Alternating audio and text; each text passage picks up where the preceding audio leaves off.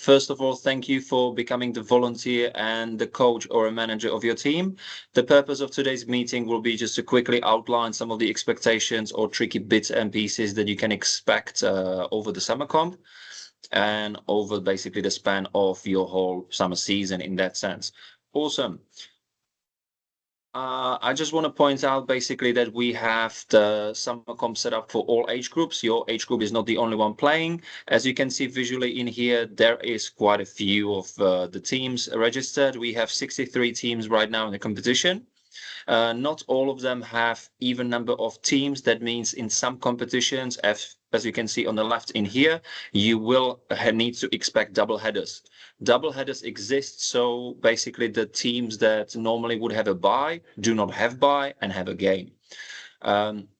I have strategically tried to place the bye games always as a friendly games in the second game and the second appearance of yours, meaning the first game is always the one that is in within the competition, and the second one is there always to allow the other team not to have bye. I will still ask you to approach the game as a normal game. That is an information that the kids do not need to know. It is an information as you as a coaches can know, because it is then good for you to allow for more substitutions or basically more freedom of the players on the field. As well, what can happen if you're playing the double header and you will be looking for some extra players, reach out to us via the Spont app or just ask a question in a group. Or as well, you can always approach someone and, as per the rules of the competition, borrow a player. What we have some novelties this year. We're trying to expand the game time, so players will play slightly longer. With this time we're playing 17 minutes half with 3 minutes half time and 3 minutes changeover after at the end, meaning there are 40-minute slots of the games. Hence you saw the times of the game sometimes are slightly unconventional, but they are always in the span of 40 minutes. Given how many teams you saw, we're always trying to ask you to be ready with your team on a kickoff straight away at your time, meaning we do not have the capacity to expand or make the games longer. Simply, if you miss on the playtime, you miss on the playtime, and there is nothing we can do about it, because we will try to always allow for some small margin of time to do the changeovers. As for the equipment, we will be using correct size balls for the age groups. The youngest age groups are playing the format as we did in the previous years, meaning the 5-a-side, but given the field spaces now are much bigger, we have approached to play 6-a-side, meaning that this is a small change from last year. You can have 5 on the field, 1 in a goal. The rotations of a goalkeeper is up to you, but we always will ask that the goalkeeper is clearly separated of the other teams, color-wise. As for warm-ups, we are playing at Rosa Parklands, where field will be roped off in a full 360 circle, and we are asking that on the pitch are only stepping players, coaches and managers. No parents, no spectators shall step inside. We as well asking that the warm-ups will not be done on the pitch, and you can use the surrounding parklands anywhere you like. There is as well a concrete basketball area, so I can recommend, if you want to tell your players to come with their runners and just meet up on the basketball courts, that's a great option, because you can do some warm-up there. As for warm-up, we're trying to recommend to do some games or some activities where the players will have a lot of touches on the ball and just get them pumping, and try to avoid some line drills and activities which probably are more suitable for all the age groups. In terms of arrivals and warm-ups, I'm happy to leave it on each team, but given the parking might be again slightly tricky, I recommend to start with a minimum 20 minutes. But as we know, if you say 30, you might get 15. So I will leave it on to coaches to decide and judge how well they can figure things out. But make sure you set up a clear meeting point, because the Rosa Parklands is quite big. In terms of the sideline management and coaching, we are asking coaches to be always proactive if they want to pass on the information, but in a way that kind of encourages the players to think. Meaning the best way how to pass the informations would be via questions. Quite often the players know where to be, you just need to get it out of them, rather than be dictating where they should go, what they should do. Obviously nothing wrong with waking up forgotten player somewhere out of the center of play, nothing wrong with that, but we are just trying to pass on the message that we would like to encourage an environment for the players where they can figure out and learn, not just to be told what they should do. Substitutions and their management. We are asking that every player should participate. So who comes from your team, they should play in the game.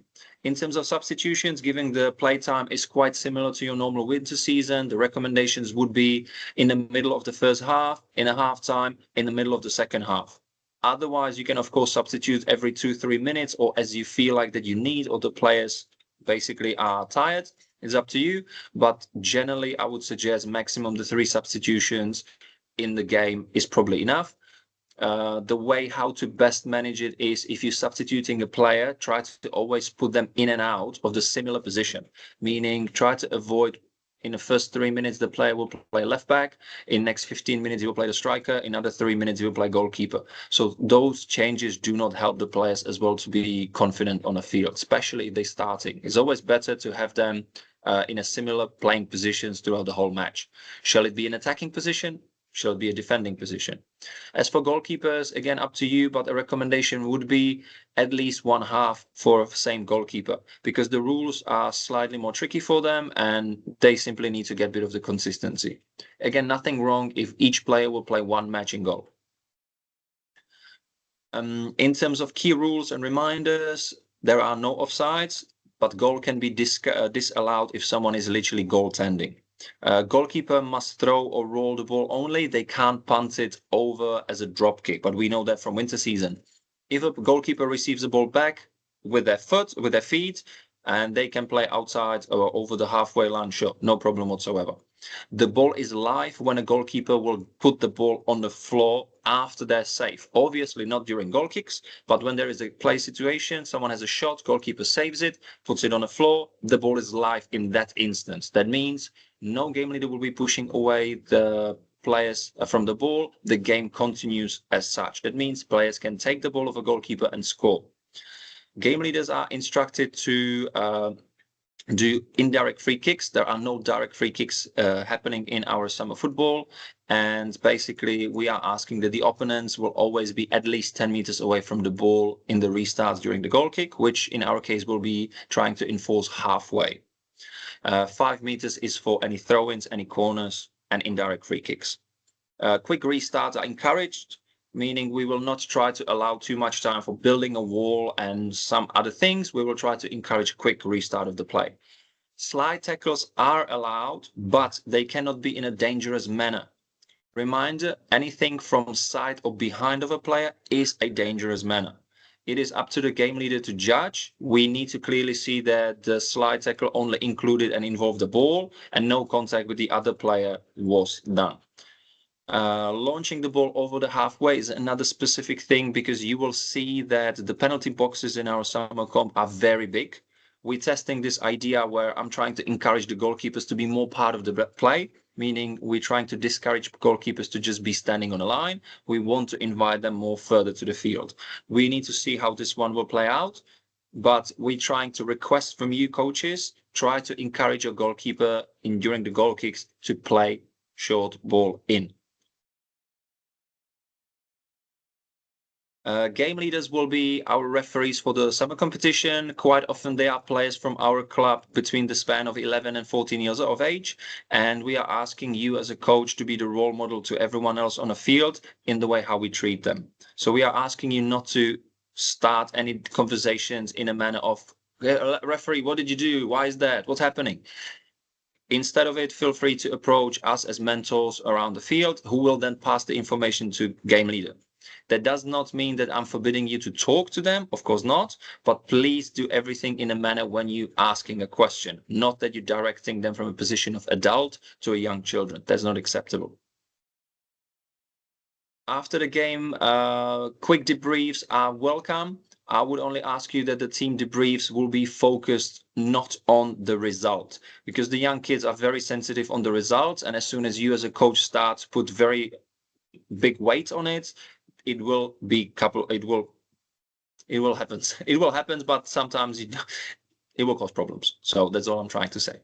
What you can do instead of it is, before the game, set up some small player goals and small targets for the players to achieve. And at the end of the game, just summarize them, ask them about them. As for team training, we as a club unfortunately don't have the capacities from council in terms of field hires to offer you any formal space or session or location. Therefore, the team training is entirely up to you. But if you approach the team training during the summer season, I will only recommend you to use some sort of tactical knowledge in terms of set pieces, defending, if you're setting up a wall, if there are throw-ins, if there is a build-up play from a goalkeeper, meaning when the players play the game, they would know how to react and how to act in those situations. In terms of set pieces, important rules to remember. Throw-ins are done with 2 hands, feet down. Everyone needs to be away from them for 5 meters, and they need to be around the line area. That means if 1 foot is on the line, that's fine. The player can even do the throw-in from behind the line, which is asking them not to be standing in the line. Corners usually involves more attackers, but I will try to ask you, do not touch the ball, do not kick the ball, pole. So the players should simply put the ball slightly away from the corner flag to allow for a good kick in. As for goal kicks, we are trying to always say at least 10 meters, which would be halfway off the field, because you will see that the penalty boxes are quite big. Indirect free kicks, that means that any player can shoot, but the goal will be disallowed if no one else will touch the ball before it stays in the goal. So meaning if there is somewhere a foul, or referee will simply call an indirect free kick, that does not mean that the players cannot shoot at the goal. They can, but someone needs to touch it. Shall it be a goalkeeper's clumsy touch and it ends up in a goal? That's fine. Shall it someone just will touch it and ends up in a goal? That's fine as well. Same from throwing. As soon as the ball ends up clearly inside the goal without anyone touching it, the goal will be disallowed. As for safety and players' welfare, there are obvious things that we will be requiring, which are shin pads and ideally boots. Again, we will not stop anyone playing without proper boots, at least runners. But again, you will be in a bit of disadvantage in terms of changing directions and speed. So it's always better to have boots. Hydration, we will see if it will get too hot. If a game leader might simply call a quick 30 seconds break just to run off and have a drink. Otherwise, please use this wisely. You can just call one player towards the sideline, give them a quick sip and let them run off, or do substitutions. Key takeaways. We are trying to make and keep the football fun, inclusive, and a positive environment for the players. Every child should feel that they are valued. That means if they come for a game and you will not put them on a field, or you will put them in positions that they are not comfortable, that's something we'll be trying to avoid. This goes mostly about goalkeepers. Try to make a strategy with your team, who, when, and how is goalkeeping. Try not to spit it on them on the day, because some of them can be quite surprised. Usual ways around it: make a roster, announce it to your parents group. That's probably the easiest approach. Coaches, you are there to model the behavior, not to be starting a shout fest, because that usually invites the parents from outside and then it tends to be ugly. So we're trying to stay out of this. We want to focus on learning, not the results. That means even if you win, even if you lose, please be respectful to your opponents and do some key takeaways from the match. Kids will always remember how we made them feel, not what the score was in 2 years, but they will remember how we approached it, how did we comment about it, and how we said we will simply approach the training, the next game, and how we will model the behavior. So as for me, the last piece of information, from this moment, we will be minimally talking over emails to you. Everything will be done via the communication platform Spond.